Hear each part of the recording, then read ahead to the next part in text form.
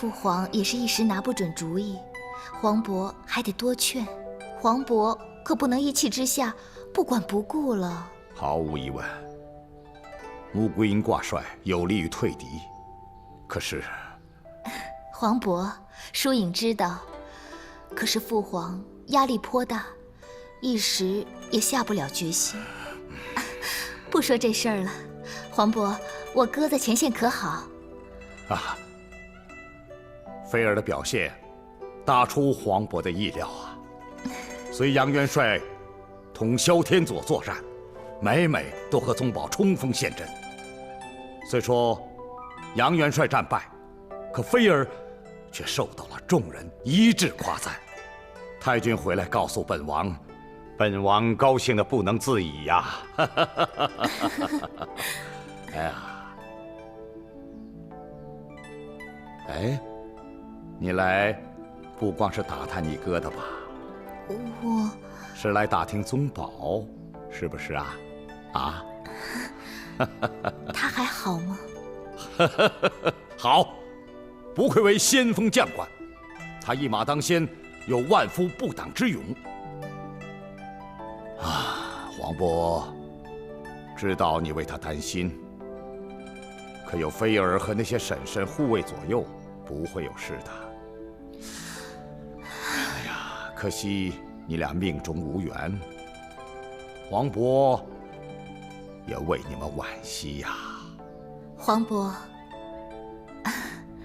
桂英比我出色，她和宗保缔结连理，乃是天意。只是不知为什么，疏影这心里总是放不下他。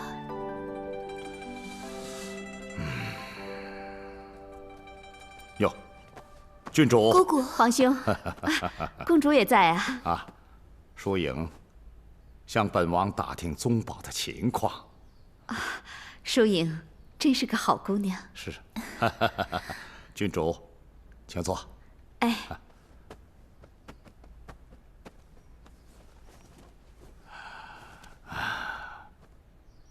郡主来有何事啊？既然疏影也在这儿，我也不避讳了。桂英挂帅，皇上不允大臣反对，我倒是有个主意，想请教一下皇兄。请说。既然困难重重，不如推荐宗保。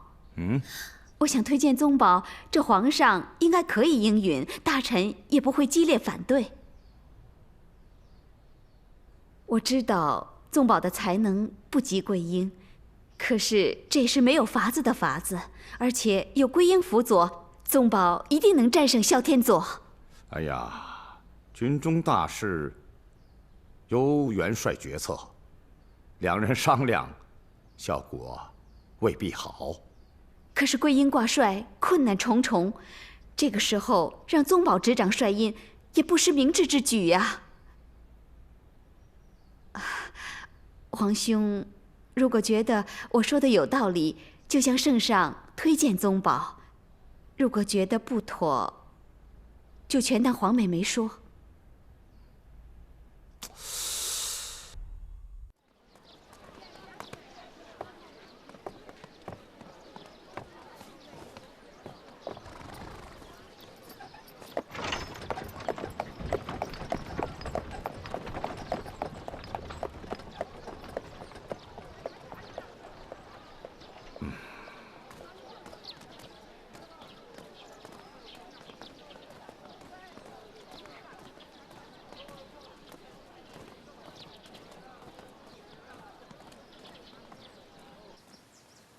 哎呀，可怜天下父母心呐！望子成龙可以理解，可郡主的建议给黄渤出了难题呀。黄渤有何打算？难道真的向父皇提议？黄渤觉得宗保他的才能与桂英比如何？当然不如。既然这样，就不必向父皇提议。哎呀，可是现在穆桂英挂帅难度很大，他挂不成帅，其他人还不如宗宝呢。黄渤不是说辅佐效果不好吗？难道还有更好的办法吗？只要用心，没有干不成的事儿。黄渤，您看这样行不行？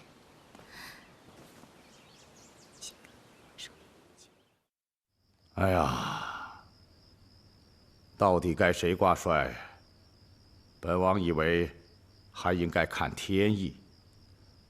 圣上之前提过，实在没有办法，就以裘千来决定挂帅之人。他深信云居寺智慧大师的指点。八王爷，佛祖并非真能保佑大宋啊。皇妹也觉得事在人为，挂帅这么大的事，靠抽签决定，是不是太草率了？可圣上拿不准主意，众大臣又议论纷纷，本王也不知道谁的建议好啊。既然皇兄建议问签，那皇妹也不好再说什么了。八王爷，真要去云居寺吗？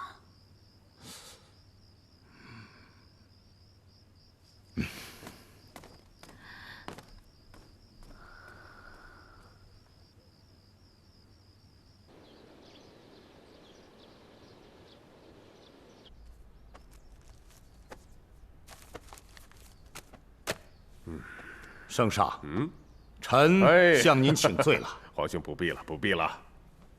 朕知道你为咱们赵家操心了。昨夜，臣一直未能入睡。哦，思来想去，臣体会到圣上的不易。知道就好啊。既然圣上还下不了决心，不妨尽快去云居寺。哎，您知道太祖太宗在的时候，每当出战都去云居寺求签，而且极准。太祖的时候，我军与萧天佑交战，云居寺的慧智大师说，太祖尽可放心。结果，我军大胜。太宗在的时候，我军又与辽军作战，慧智大师说，胜败乃兵家常事。太宗不信，结果宋军大败，杨基业壮悲而死。杨延昭出征之前，朕已经去过庙里了，也求过签了。慧智大师说，一定要找到降龙墓。降龙墓找到了，可杨延昭又辞了帅，到底谁能挂帅？圣上，不妨再去一趟。是。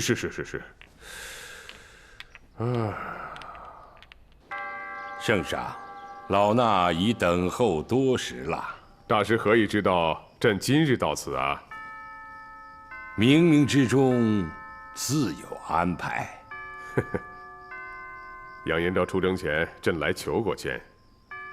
大师说，朕需得到降龙墓。如今朕得到降龙墓了，却不知所措了。老衲以为圣上心中自有打算。可是现在大宋江山面临着危机，朕实在不知道如何做方能万无一失啊！这事儿关系着大宋的命运，要不圣上就不会再次亲临云居寺了。破茧降龙军中帅，原是神木女主人。神木之上双龙巡，南飞中原驻天门。破茧降龙军中帅，原是神木女主人。原是神木女主人。慧智大师所说的可是穆桂英？顺其自然，便能水到渠成。慧智大师这几句话说的已经很明白了。欲破辽军，必须降龙墓。挂帅之人，就是降龙墓的女主人，木柯寨的穆桂英。谢慧智大师。哎，慧智大师，那接下来朕还需要注意什么呀？哎，您就一口气告诉朕吧。圣上要留心的，唯有信任二字。信任？朕该信任谁啊？大是大非。大师这句话又是玄之又玄，请您明示。圣上不必担心，关键时刻自会有贵人相助。贵人？谁是贵人啊？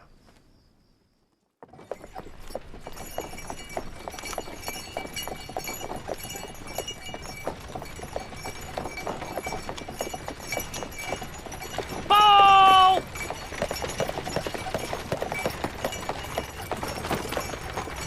报！禀报圣上，汴梁城内有不少地方都贴有蛊惑人心的自报，末将已将这些自报带来了。呈上来。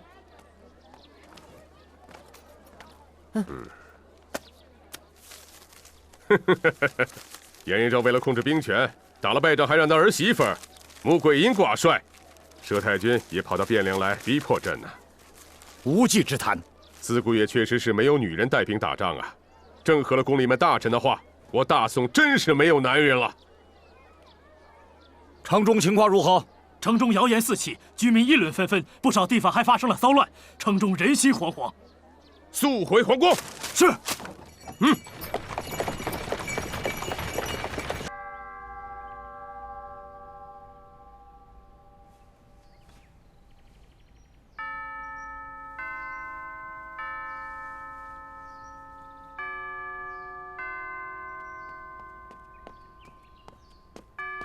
娘。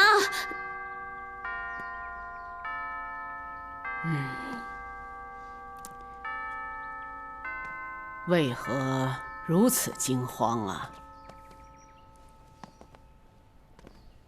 你坐下。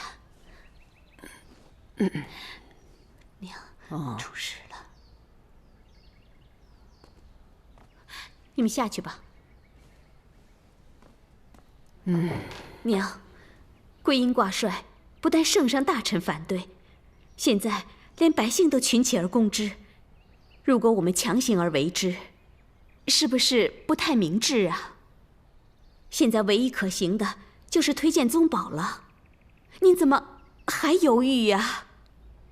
老身在想，百姓如何得知桂英挂帅的消息？没猜错的话，乃奸臣所为。越是这样，老身越要推举穆桂英。娘，如果咱们这样做的话，不但起不到作用，还会惹怒圣上。您三思啊。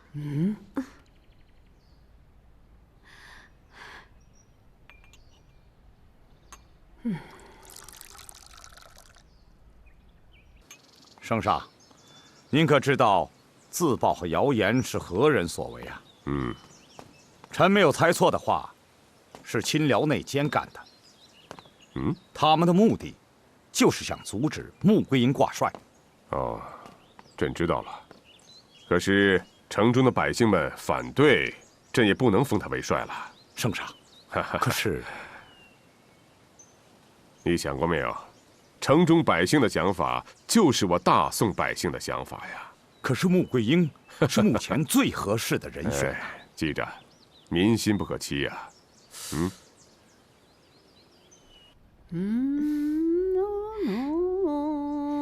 娘，看这个。真好看啊！奶奶，八王爷刚刚让人捎来信，说穆桂英挂帅乃是天意。八王爷和圣上去云居寺求签，慧智大师说只有穆桂英才能救大宋。大师说了些什么呀？上一回圣上去云居寺求签，慧智大师写了2句诗。你烧火的丫头还这么酸文假醋的。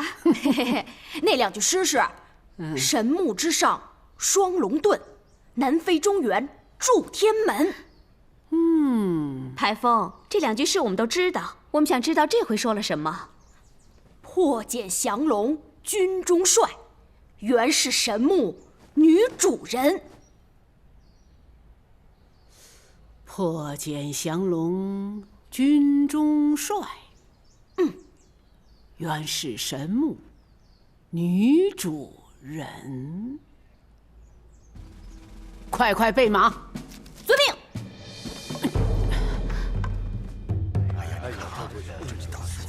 圣上驾到！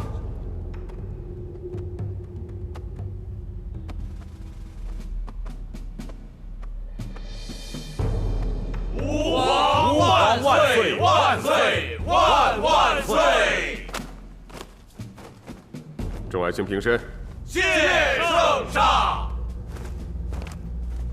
城中之事，想必诸位爱卿比朕了解的多得多。朕今天在这儿，也想听听你们有什么见解。圣上，老身拜见圣上。太君免礼。谢圣上。圣上，城中出现的自报代表了民生，女人挂帅确实是千古奇闻。微臣以为说得深刻而合乎情理。大家想一想，自古到今，打仗都是男人冲锋陷阵、驰骋疆场，也就是说，女人在军中无法立足。拜穆桂英为帅，着实荒唐。是，老太君力荐穆桂英为帅，微臣不解，众大臣也不解呀。老身也是女流。当年老身率军千万，绝不让须眉。那时，你等在何处啊？老太君，您别忘了，当年您只是辅佐杨令公，并不是以您为帅。不是老身挂帅，可是老身也不是狐假虎威，是凭自身的本事，赢得了众人的尊重。圣上啊，如今大宋已找不出挂帅之人了，为何就不能让女人执掌帅印呢？圣上，谁说大宋找不出挂帅之人？能臣武将比比皆是，哪一个都强于山村丫头穆桂英。既然人才济济，为何要选我儿杨延昭呢？不能因为杨延昭3败，就说大宋只能让穆桂英为帅。大宋还有能人，不过我们尚未推出。圣上，本将军就是不服这小小女子穆桂英。按我的资历和能力，都优过这山村丫头。如果本将军挂帅，一定比她强10倍，甚至几十倍。老身问你，拿你的武功，韬略跟宗保相比如何呀？本将军与杨宗保的武功不相上下，只不过杨宗保是杨元帅之子，所以才抢得了这御疗先锋之职。将军说的话言过其实了。老身没记错的话，前不久你跟宗保比过武，宗保一枪把你挑落马下，可有此事啊？你又和宗保在演兵台上推演阵法，宗保轻易就把你给击败，你连宗保都不如，还看不起穆桂英，岂不是太高看自己了？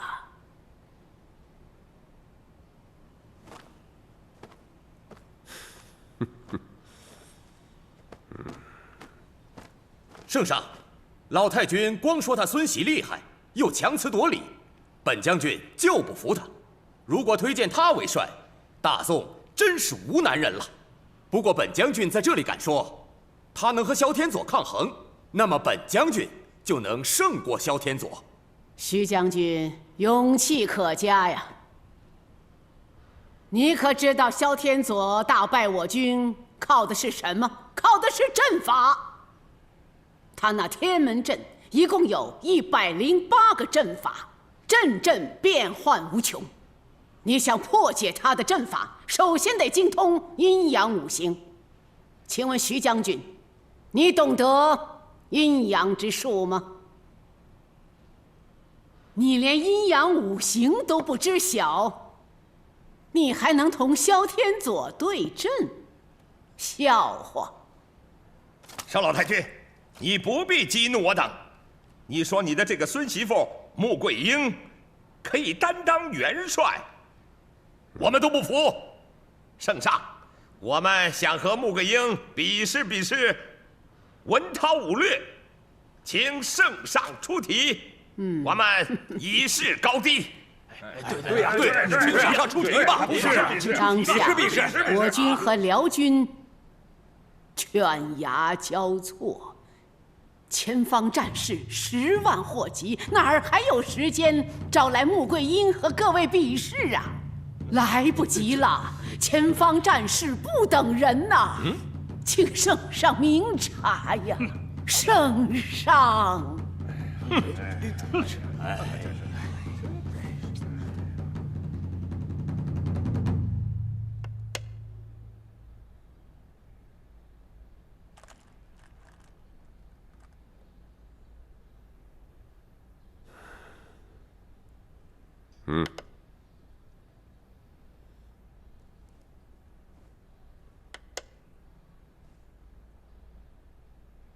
圣上，别看群臣围攻佘太君，但臣认为佘太君言之有理。他从前方回来，知己知彼，圣上当早做决断。朕从云居寺回来，曾有过封穆桂英挂帅的念头，但群臣百姓情绪激动，朕就打消这个念头了。圣上，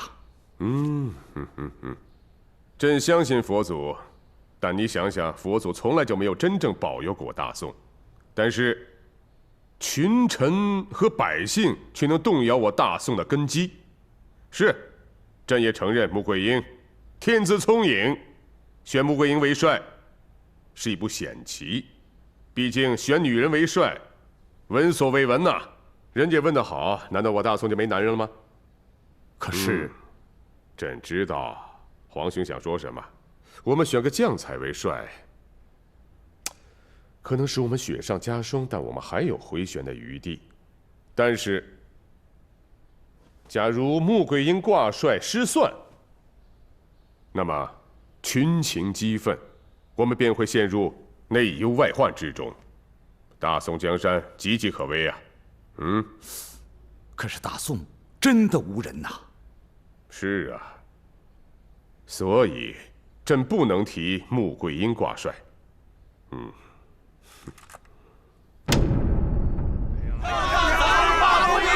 古无女人挂帅，自古无女人挂帅。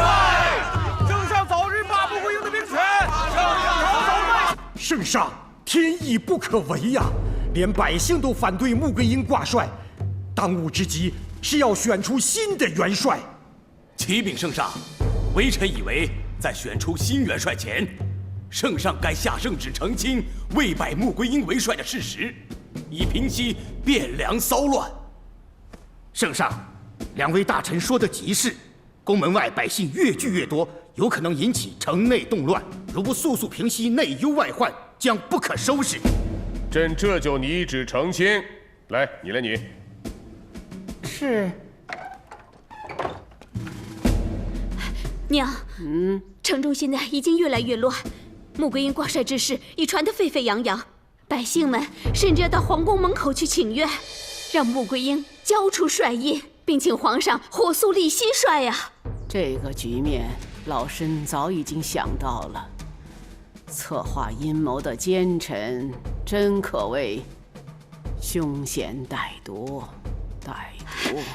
可是现在那些人马上就要到皇宫了，这如何是好啊？你们二人速速前去，把汴梁所有殡仪店的白帐白花全都买空。这，快去呀！是。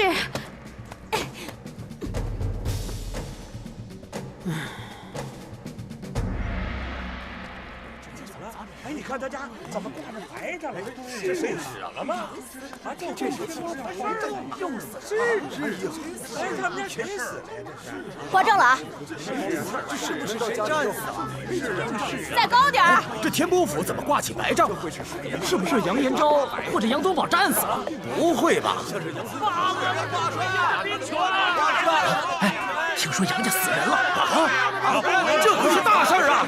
来，大家都过来，过来！听我说啊，如果杨家人战死了，那辽军打到汴梁就用不了几日了。那怎么办呢？这怎么办？走，咱们去问个究竟。走。报！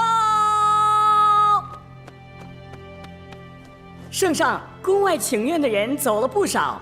走了不少？是，圣上。他们怎么轻易就走了呢？是不是叫人去了？奴才派人去跟踪，他们去了天波府。啊？去了天波府？去天波府干什么呀？他们说在天波府外挂满了白帐。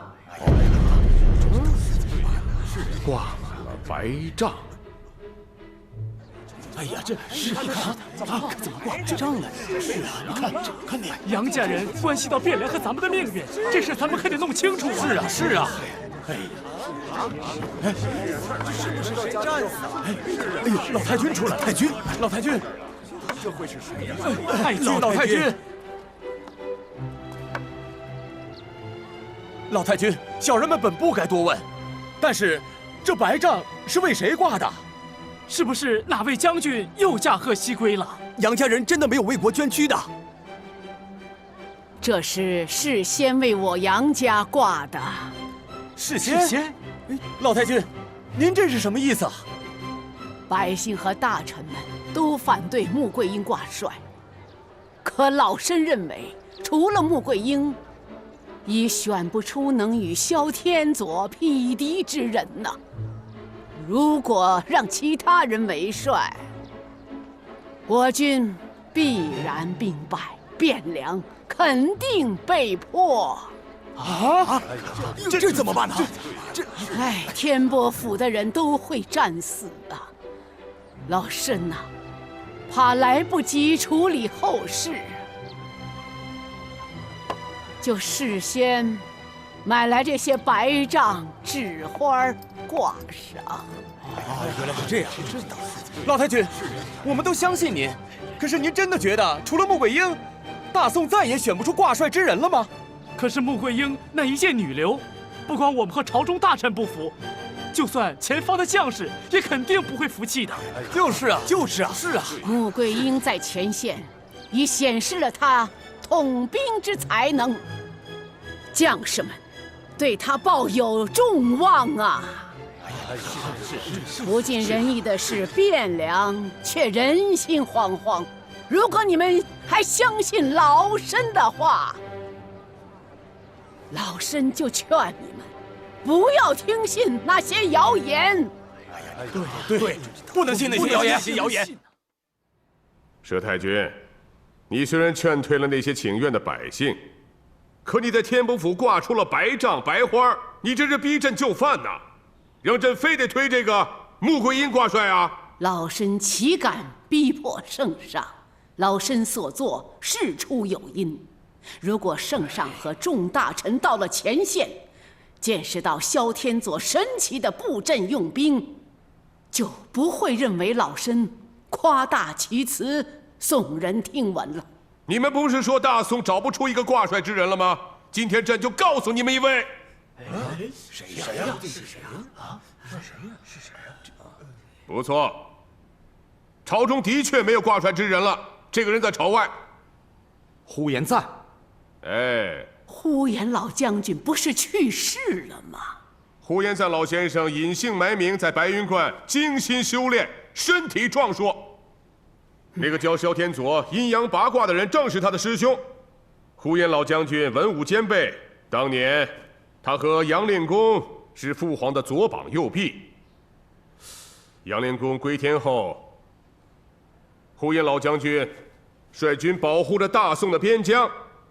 你说他是不是挂帅之人呢？可是，呼延老将军能出来挂帅吗？朕也在思虑啊。无论如何，穆桂英是比试出来的。朕虽然事先派人给胡延老先生打过招呼了，但是他能不能出来和穆桂英一试，嘿嘿，还得靠您老人家了啊！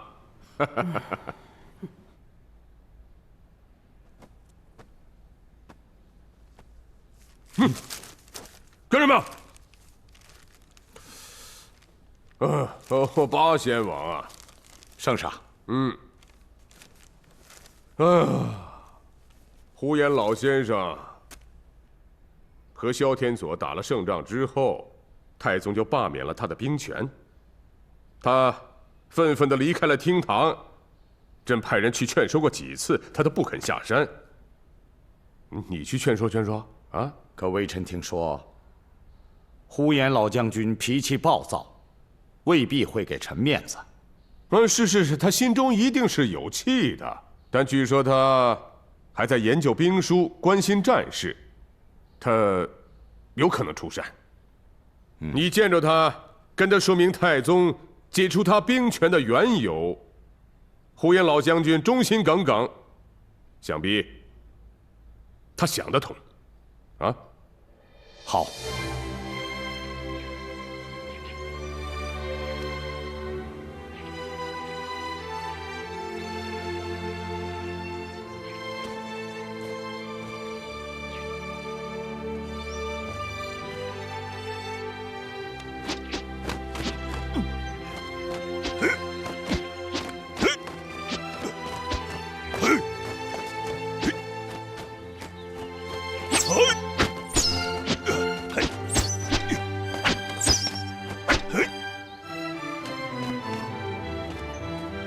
你这满身杀气，哪像修炼之人呐？还是下棋吧，下棋，修身养性。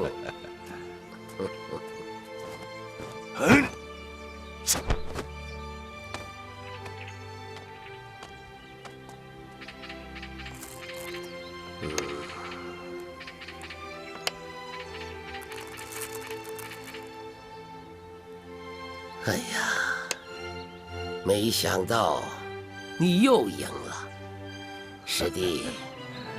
自你进了道观，我就没有胜过。你说这是为何呀？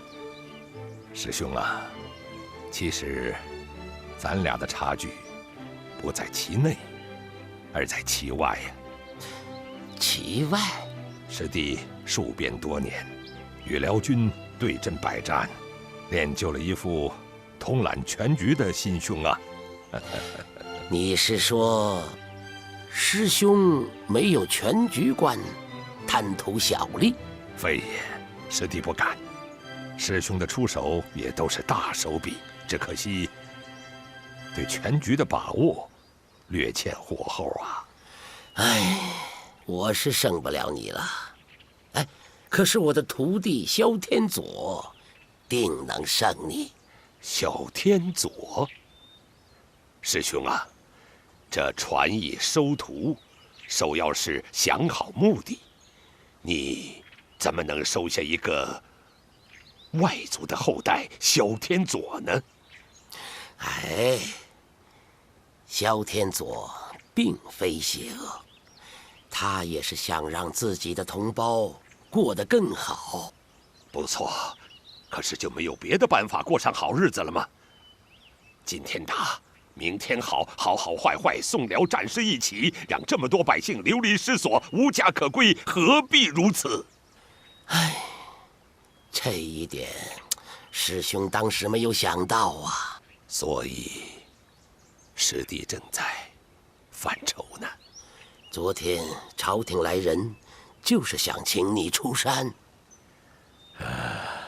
皇上先来摸摸底，我还没有答应他呢。可是，师弟知道他不会罢休。你真想出山？不用师弟，朝廷没有和萧天佐博弈之人呐。我那徒弟已经掌握了阴阳八卦的变化，用兵绝不在你之下。唉。既然师兄这么说，师弟就更想和他博弈一番了。哎呀，师兄现在不愿看到厮杀呀！哎，来，下棋，下棋。道长，有朝廷要人拜见。啊？八贤王。呼延老将军。哎，贫道早已离朝多年，再称将军，岂不乱了名分？呼延道士身体可好？好啊，比20年前还好，道观清净。不像朝廷，又勾心，又斗角，伤心劳神呐。你既然来看望贫道，就在旁边看棋。如果有事相求啊，贫道劝你请回。来，我陪呼延老道士下棋。哎，八王爷请。不过，八王爷，我这可是一局败棋呀。哦，那贫道就失陪了。